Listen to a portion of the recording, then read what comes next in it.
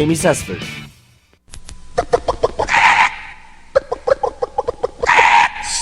CGSA 90.1 FM. This is KPW with This Week in BC Minor League Sports here on CJSF 90.1 FM. You can also find us online at www.cjsf.ca and on TELUS HD channel 7014.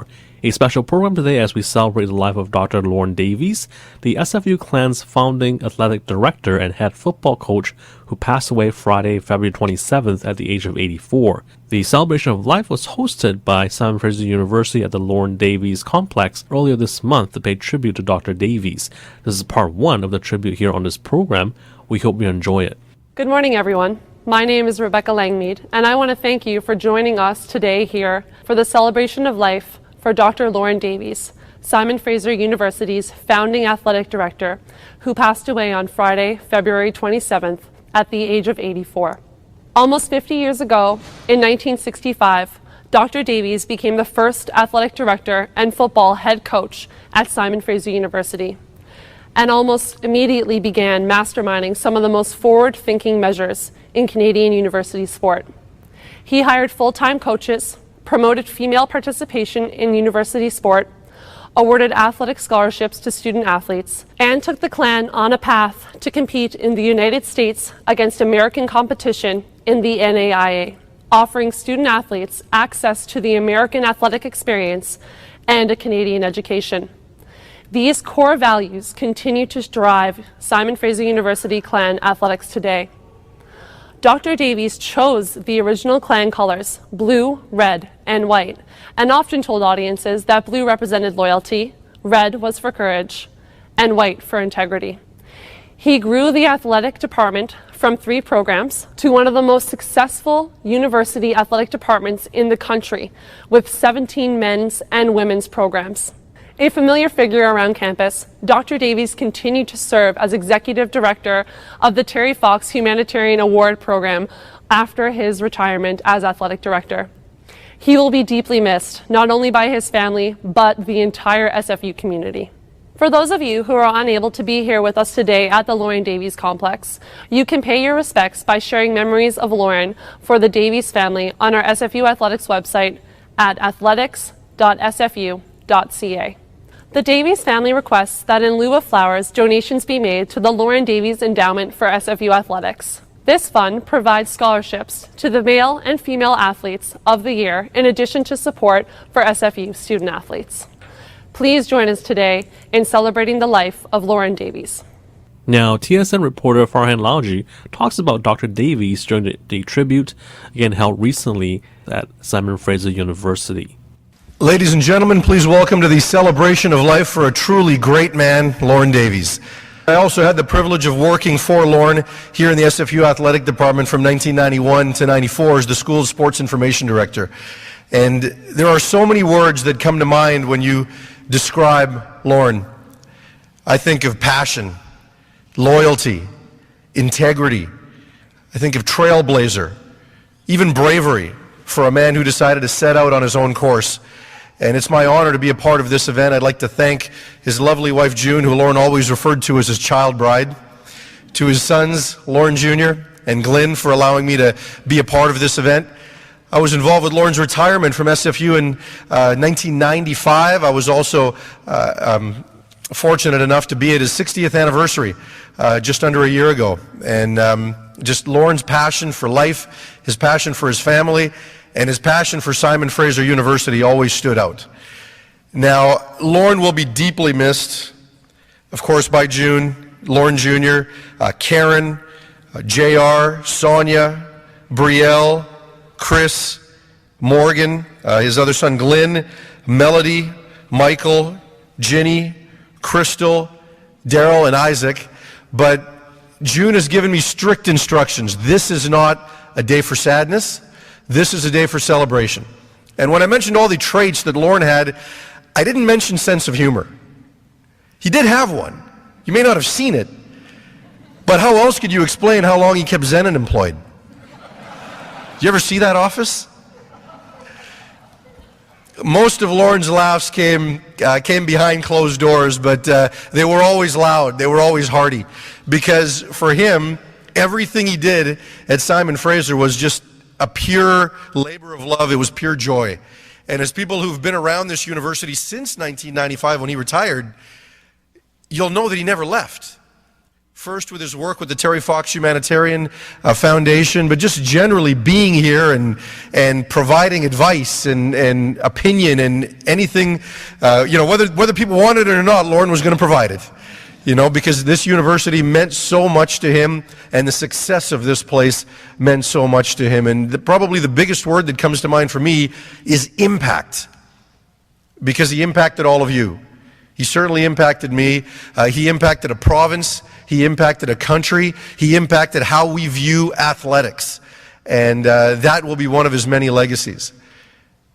I had a chance to MC the gathering of the clan on Monday morning. And I said that Lorne gave me my first professional butt chewing. I think I still feel it. He gave me a few. And I'm sure a bunch of you are thinking right now, oh yeah, he gave me one too. But we all got past it, and it made us better. It really did. And I'll tell you a story, which may or may not be funny, but 3 years into my tenure at Simon Fraser, I loved my job. I loved my job as sports information director. I made $23,000 a year back in 1991. And I think 3 years later, I made like $24,000. Okay, it wasn't much different. But I loved it. Just the university atmosphere and the collegiate athletes and people trying to strive for greatness and excellence. I think I could have done it forever, probably for the same money. And one day, near the end, Lorne was really upset at me. It was a minor thing, but to him it meant a lot. He got very angry. And I came back, a day later, and I had a chance to think about it, and I thought, you know what, it's probably time to move on.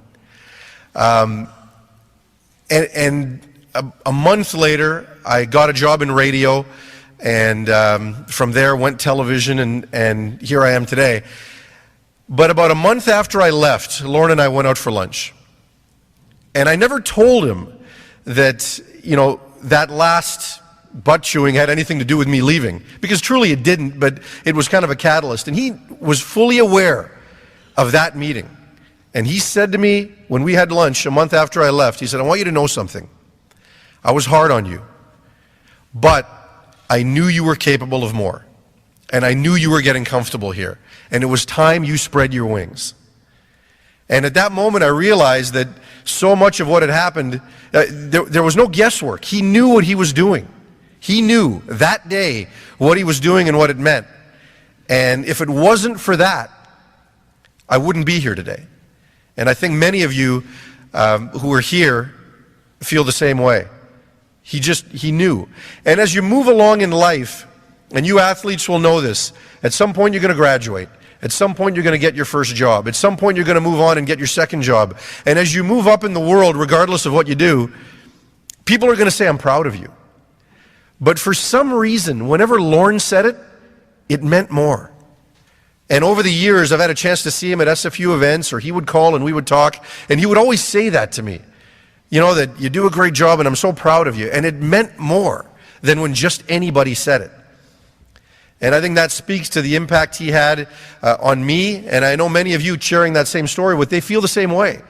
That it just meant more because of probably what he accomplished. I'd now like to ask our Senior Director of Athletics and Recreation, Dr. Milt Richards, to open the ceremony. I bring greetings on behalf of President Petter, Vice President Driver, and all the coaches, staff, faculty, alumni, and friends at Simon Fraser University. I only had the pleasure of knowing Lorne for about 3.5 years. But when you take a new job and you move to a new country and you don't know anybody and you walk into your office and before you get there you see this sign, Lorne Davies Complex. And then you say, I think I need to meet this Lorne Davies. Well, then you look at the phone and it's ringing and it says, Lorne Davies. So he said, Milton, I just want to welcome you to British Columbia and to Canada and to Simon Fraser University. And I just want you to know that I want to help you anytime I can. And I said, Mr. Davies? He said, no, it's Lorne, it's Lorne. And from that point on, I can't tell you how many times I really had the opportunity to talk to Lorne. And I remember when I was hiring the first football coach or even the second football coach, Lorne called me and said, we have this big process, and one of the things we did is we'd have a really nice dinner over at the Hilton, and it'd be kind of a gourmet dinner. And that's when Lorne would come with me, and it'd just be Lorne, myself, and Ed Jaskula, the general manager at the Hilton Hotel, and we'd sit and talk to the football coach. And at that point, I'd want to get Lorne's blessing on who was the best coach. Well, this time around, Lorne called. He said, I'm a little sick. I'm in the hospital, and I don't think I can make it. And that really bothered me. And then I kept checking in with him, but then about, I want to say 3 weeks before he passed, he called me, and I really wanted to ask his advice about a situation, but it wasn't the right time. I could tell Lorne was close to moving on. But June, Lorne was such a special person, and I'm just so glad that you and your family decided to hold the memorial here, and there's so many people. June called me Sunday morning to tell me that Lorne had passed, and Wayne Holm had already shared the news with me. So June called me and she said, do you think we could come up and meet on what we might do? And right away, Gloria Chu, Peg Johnson, Eugenie Coe, Chris Arnett, just everybody in my office, Kelly Weber, Mark Pope, we had this huge meeting, and there was this wonderful, wonderful celebration. I know Lorne's looking down on us now, and I know maybe we'll win a few more games because of Lorne's help. Thank you.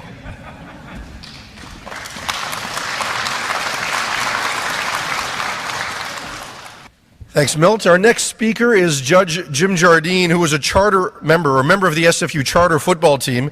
He was actually recruited by Lorne to be the program's first ever quarterback, but after his freshman season, he got switched to defensive back. He was a corner and became one of the leaders of this team's defense throughout his career up here on Burnaby Mountain. After graduation, Jim became a lawyer and was appointed a judge of the provincial court in 1997. Ladies and gentlemen, Judge Jim Jardine.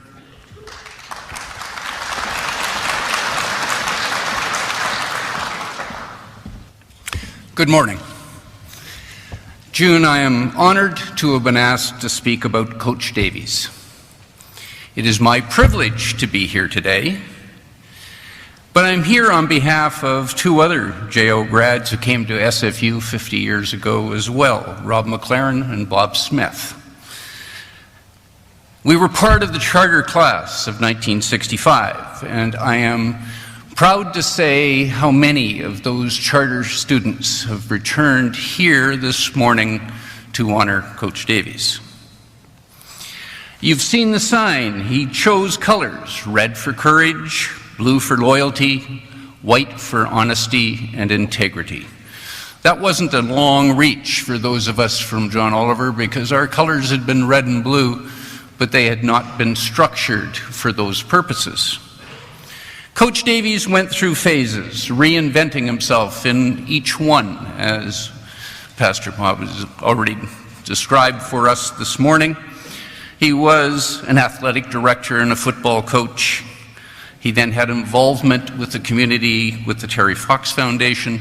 He sort of retired, but he didn't. And then he continued to network, because those of you who are here today will all know that he was pushing for a campus stadium. This building bears his name. When we started here, this building was merely a mud and gravel parking lot where I parked a '54 Volkswagen when it made it up the hill. He networked all of his life. It is impossible to network successfully without the trust of others. He remained true to his dream throughout his career, and his was a life well lived, full of energy and commitment right to the end. I'm not here this morning to talk to you about the 1965 start, the Trout Lake Trot, or the later experience of 38 of the Hills, when we lost a game rather badly at Portland State. I'm here to give a tribute on behalf of the charter students that I represent here this morning to a man who will always to me be coach. It is what I've called him for 50 years. I was never comfortable with Lorne. It was just too familiar, and it did not express the respect I felt for him. Coach Davies lived his message. His message as a coach, administrator, and educator was expressed in philosophical life lessons. There were many messages, but the word pride comes to mind. He taught us that high-level athletics develop discipline, confidence, commitment, diligence, and dedication. We learned to believe in ourselves. We learned that the foundation of success is hard work. He used to talk in word lessons, letter by letter with us, and I have prepared this morning on that basis. He was fiercely proud of this university. He was fiercely proud of his family. He was one of the most loyal men that I ever dealt with. He was personally caring and compassionate to me in the last few years where I've had some health issues, and he demonstrated yet again that it is all about caring for each other.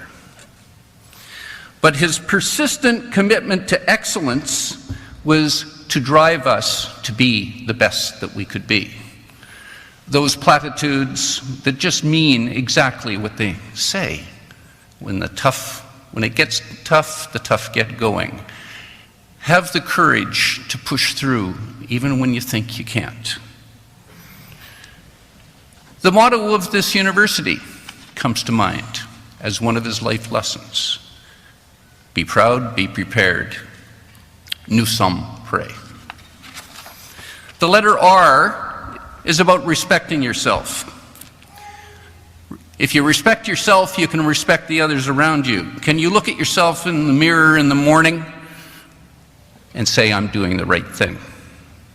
You have a responsibility to yourself, your team, and your community.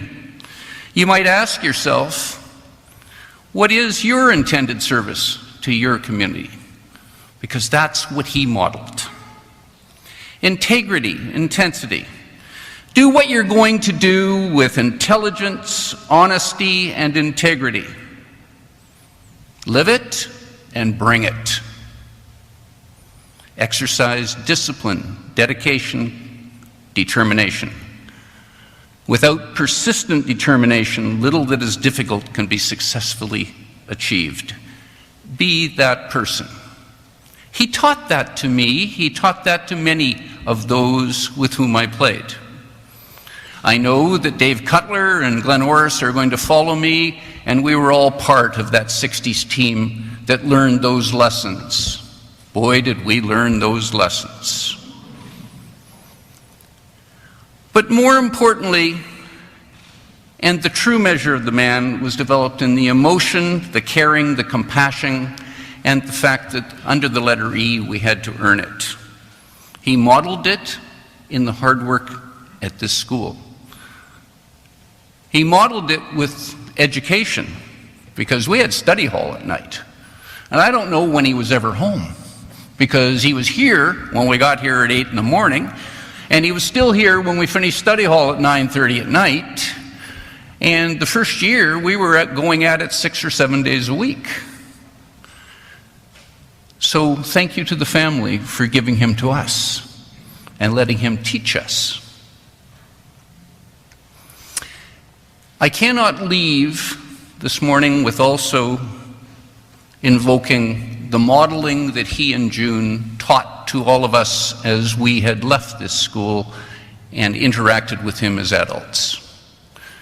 They modeled a marriage that should be an example to us all. They modeled a community involvement where they utilized their love and support for each other for the benefit of all of us.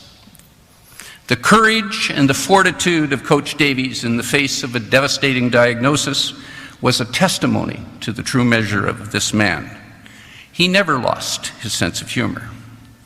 The day before he died, he was still connecting lightly and lovingly with his life partner, June. One could do well to emulate this example. Rest in peace, Coach Davies. You've earned it.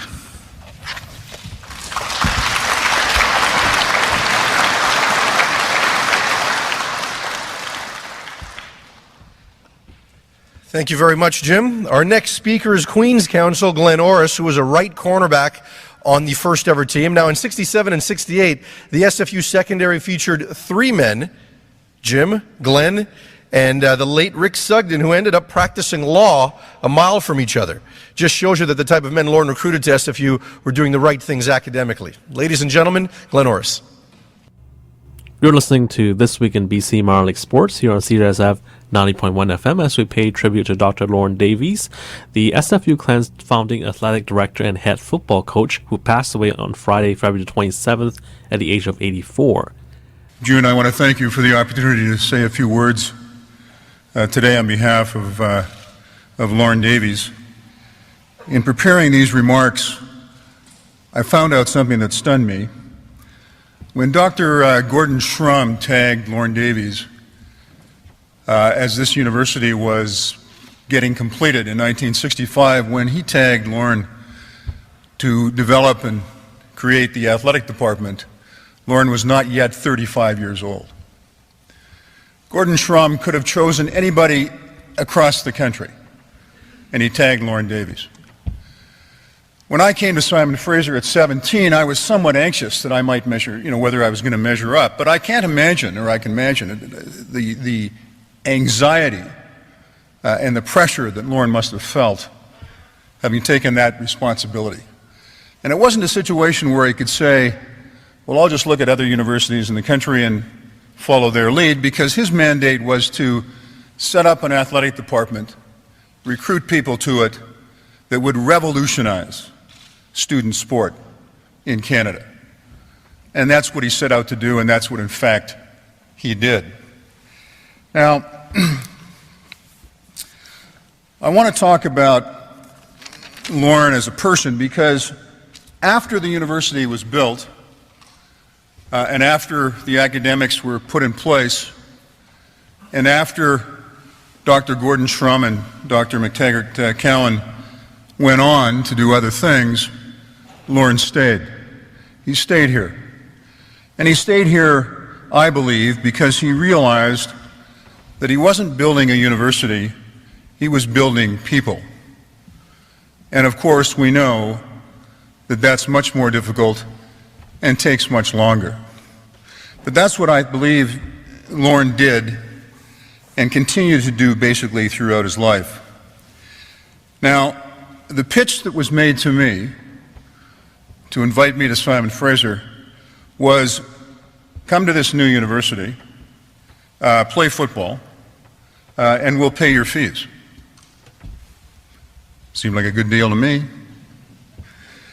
What I didn't realize at the time, that what Lorne Davies and the coaching staff at the time were saying to me, the real pitch, was, come to the most beautiful place in the world to be. Come and have a university experience that is really second to none.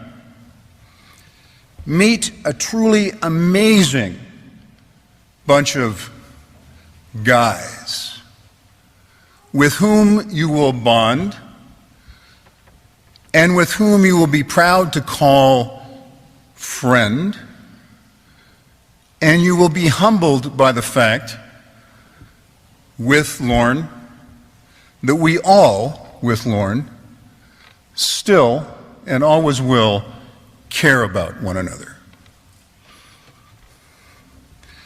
You will get an education and a training that will allow you to continue on to do whatever you want to do and accomplish whatever goals you set for yourself. Now, that's what Lorne Davies gave to me. And I believe that's what he gave to hundreds and hundreds of other student athletes. There's nothing that I can say other than thank you for that to him. I got to tell you, my first experience about meeting Lorne Davies, or actually seeing him, I was geared up, ready to go to my first practice, anxious as heck, in the meeting room in the next gym, as a matter of fact, just outside the dressing room. And Lorne Davies came in. It was the first time I'd seen him other than head and shoulder shots, and my first thought was, he's really short. I can tell you that that was the first and last time that thought ever entered my mind. As my coach, I can tell you that I really can't say at the outset that I liked him. And I say that, don't get me wrong, absolute respect right from the outset. But like is not necessarily a word that comes to mind when you're talking about your first experience with a coach. In fact, I could probably go further and say that, on the 11th of, I remember it being 25 Hills, just over here as a matter of fact, it may have entered my mind that in fact I didn't like him, But those are the experience we had. And I should tell you, rest assured, whether it was 38 or 25, none of us did all of those. None of us did, except maybe Jim. Because Jim and Lorne had very much the same personality. And the personality is, if you're going to do something, you do it till it's done.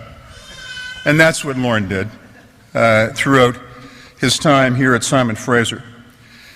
But I should tell you that the love and affection that I feel for Lorne, and of course for June and Lorne and their family, came later when I realized what he had given to me and allowed me to do. And I want to just move ahead a bit in time. And after I'm through university and I'm sitting in my office dealing with my law degree, or my law practice, and I mean no disrespect, but I have no idea, of course, what Moses felt when God talked to him. But occasionally, there'd be a phone call. Hi, Glenn. It's Lorne Davies. I wonder if you could help me with something. I wonder if you could help me. I wonder if I could help you with something? All the anxiety I felt in my first day at Simon Fraser rushed back each time I got the call as to whether or not I would measure up. But of course, it was never about helping Lorne. It was always about helping someone else, and in the vast majority of the cases, helping the university, because that's what he was committed to doing. Thank you, June, and thank you, Lorne. Thank you all.